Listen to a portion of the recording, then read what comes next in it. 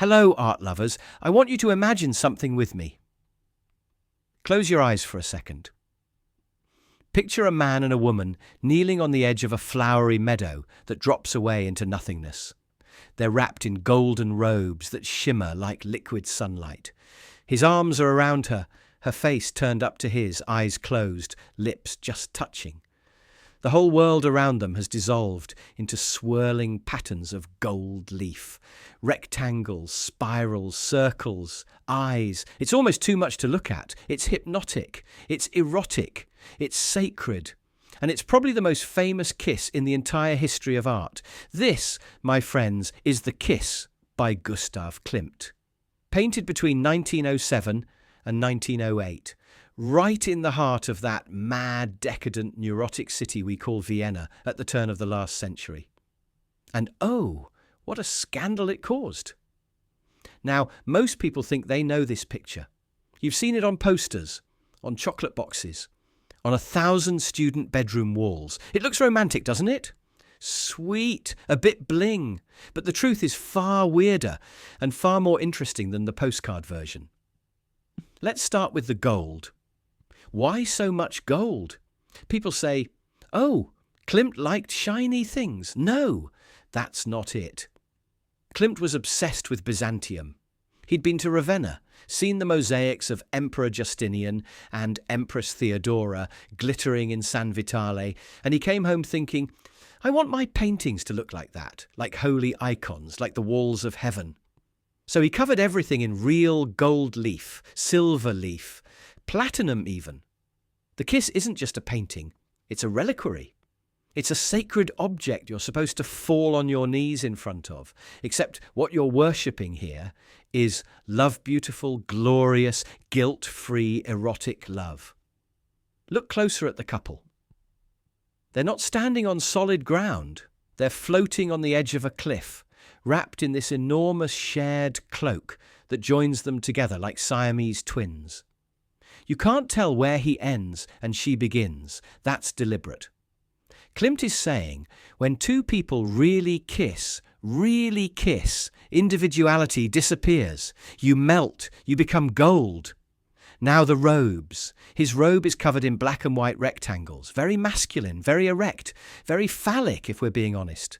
Her dress is a riot of circles, spirals, flowers, soft, vaginal, fertile, subtle as a brick, our Gustav.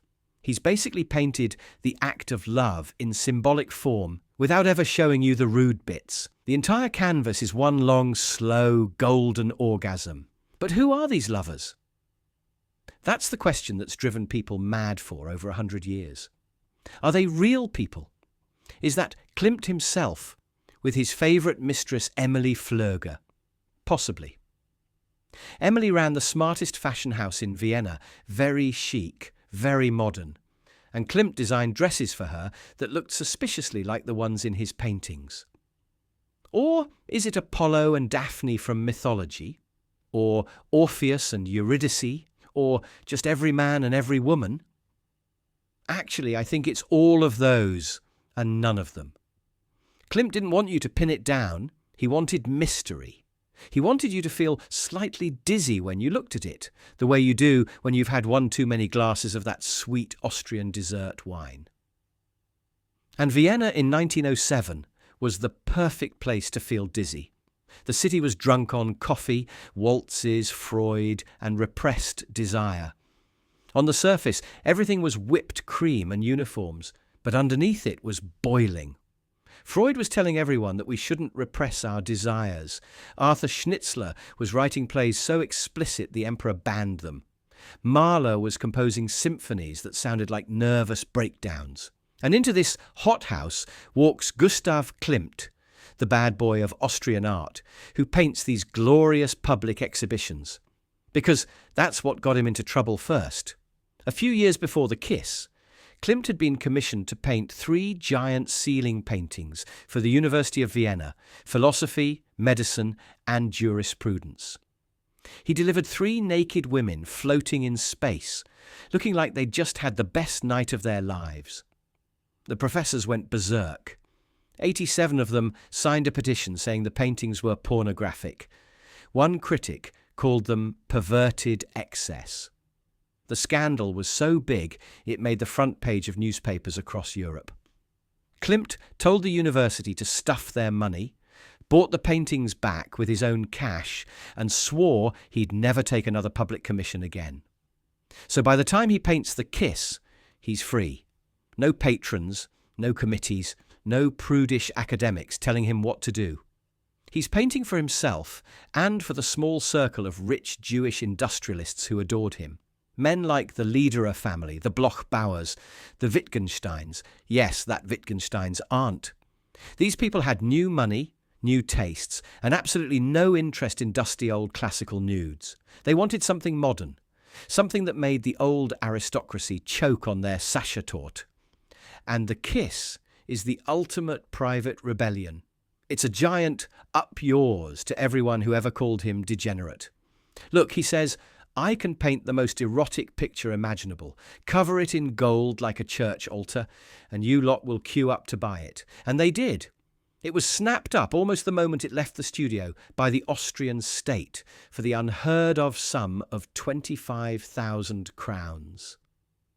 Today it hangs in the Belvedere Palace in Vienna, still making people blush after all these years. But there's something else you need to know about this painting that nobody ever talks about on the chocolate boxes. Look at her face. Really look. She's not just swooning. There's something almost tragic about her expression. Her eyes are shut tight, her mouth is soft, surrendered. But her hands, have you noticed her hands?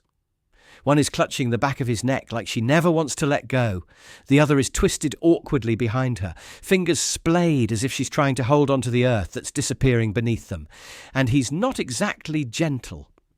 His hands are big, possessive, one gripping her face, the other clamped around her wrist. It's tender, yes, but there's power here too. He's in charge.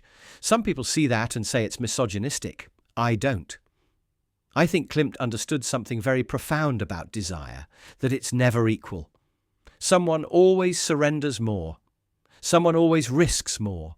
And in 1908, in a city where women were still corseted and chaperoned, the idea that a woman could choose to dissolve into a man, choose to become gold, was radical, dangerous even.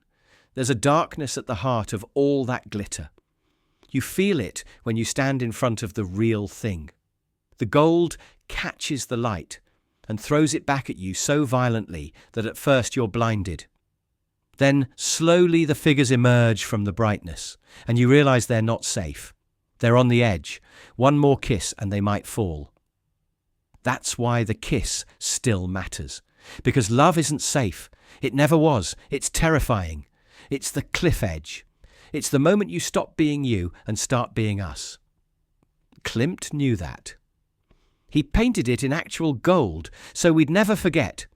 And if you ever get to Vienna, go to the Belvedere on a quiet weekday morning when the tour buses haven't arrived yet. Stand in front of it. Let the security guards get nervous because you're standing too close. And just when you think you've seen everything, look down at the bottom right corner. There, half hidden among the flowers, Klimt has quietly signed his name in tiny red letters. Almost as if he's saying, yes, I made this.